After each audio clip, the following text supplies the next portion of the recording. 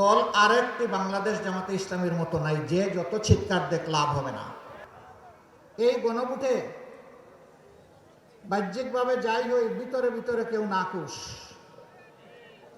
এই গণভোট হলে আর ফ্যাসিবাদী কায়দায় দেশে শাসন ত্রাসন চালানো যাবে না। এই গণভোট হলে জনগণের সম্পদের উপর হাত দেওয়া যাবে না। এই গণভোট হলে দলীয় চাঁদাবাজির রমরমা ব্যবসা চলবে না।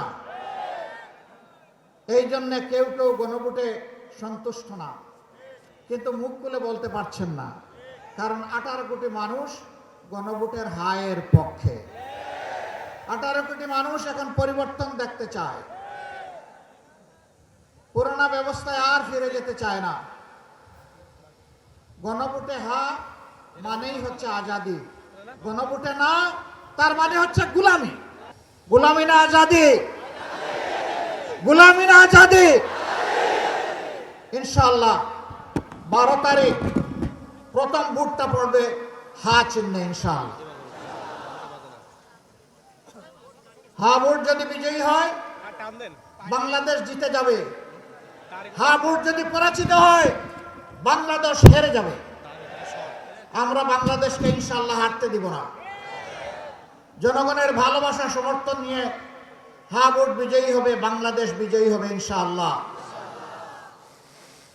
দ্বিতীয় ভোটটি হচ্ছে সরকার গঠনের জন্য সমর্থন জানানো। হা ভোট বিজয়ী যদি না হয় কোনো সরকার গঠন করে কোনো লাভ হবে না জনগণের। আগে ভিত্তি হচ্ছে হা ভোট, এরপরে কাকে দেব পরিষ্কার। ঢালাইয়ে দৃঢ়তা, নির্মাণে নিশ্চয়তা, প্রিমিয়ার সিমেন্ট, ঢালাইয়ের রাজা। যশোরে আপনারা যাই বলেন, এখানে কেউ চাঁদাবাজি করে না। এখানেও চাঁদাবাজি করে? এখানে কোনো স্ট্যান্ডম্যান দখল হয় না, তাই না? এখানে হয়। এখানে কেউ তো মামলাবাজি করে না, তাও করে। আমরা চাঁদা নেইনি, আমরা কোনো টেম্পো স্ট্যান্ডের দখল নিয়ে কারোর সাথে ঝগড়ায় জড়াইনি এবং দখল করিনি।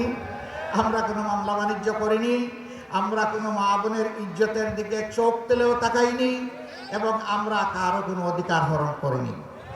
দল হিসাবে আমি বরাবর বলে আসছি, যেই দল তার সহকর্মীদেরকে সামলিয়ে রাখতে পারে সেই দলটাই বাংলাদেশকে সামলে রাখতে পারবে ইনশাআল্লাহ।